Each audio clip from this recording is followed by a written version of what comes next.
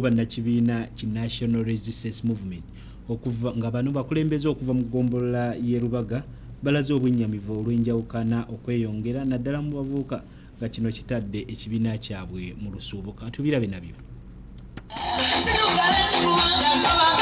Okumuli akalulu k'omwaka 2022 mu Gumuli kyakutte wansi ne waggulu bannakibiina kya NRM okuva mu ggombolola y'e Lubaga bakuŋŋaanidde ku Martins Ronje Nalukolongo okwongera okwezzaamu amaanyi ku butya bwe banaakwataganira awamu mu kunoonyeza omukulembeze w'eggwanga Yoweri Kaguta akalulu mu Lubaga. Ssaabawandiisi w'ekibiina kino mu Lubaga Haji Muhammad Kibirige mu kwogera kwe yennyamidde olw'enjawukana ezisusse mu Lubaga naddala mu bavubuka nga kino akitadde ku nsonga z'ebyobufuzi eziyitiridde.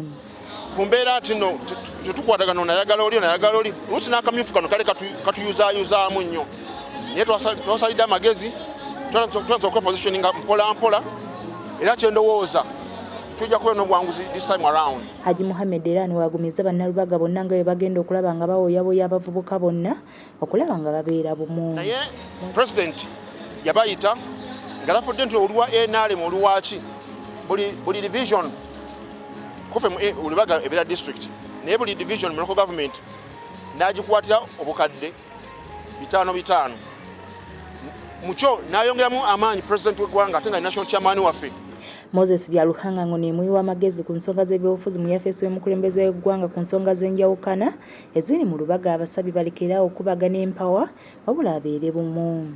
Ono era asabye beekole mu ssaka ez'enjawulo gavumenti esobole okubateeramu ssente. Ekisooka okulaba mbu oyo n'abalemu NRM tatuvuddeeko ate twongeddeko abalala. Ffe twetaaga miliyoni 1.5 okwongera ku twafuna ku luli. Bali beetaaga miliyoni 4 banaazijjawa bagenda kuzaala bazaala.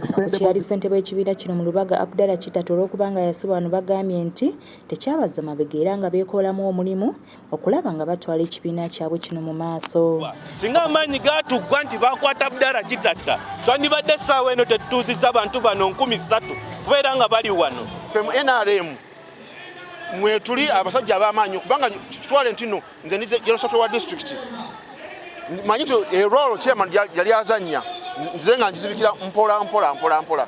Wakati mu kwongera okunoonyeza omukulembeze w'eggwanga Kaluwano mu Lubaga bannakibiina kino era batongoza ekibiina ekya NRM Expendables Field Commander ng'eggye lino lye ligenda okulaba nga likola ku nsonga zino. Bammemba b'ekibiina kino era balambuludde amakubo ge bagenda okuyitamu okwongera okwagazisa bannalubaga ekibiina kino. Okubeera nti twogera n'abantu kubanga okubuzaabuzibwa kubeerawo kw'amaanyi naddala eri abavubuka. Abavubuka ekizibu kye balina kiri kimu kubeera nti saavisi za gavumenti ezibatuukako nga bizirina kubeera nga kikola ki nga zituuka. Karo Nakibuule, Dawuti TV, Amasukkulumu.